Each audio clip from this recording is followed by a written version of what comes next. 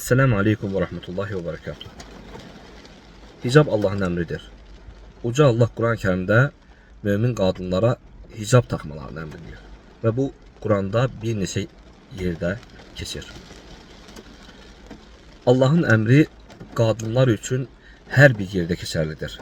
İster bu iş yeri olsun, ister okuduqları məktəb olsun, ister getdikləri bir yer olsun.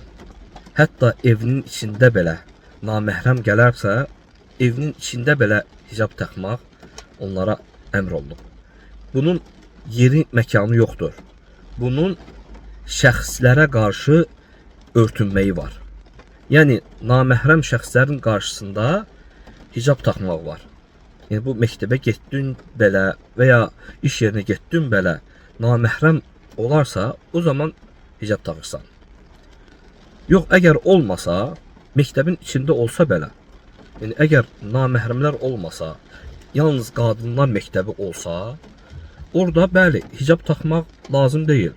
Məktəbin içinə daxil oldu, hicabını çıxarıb qadınlar olan yerdə naməhrəm olmasa, orada gəzə bilər. Eləcə də iş yeri olsun, eləcə də evi olsun.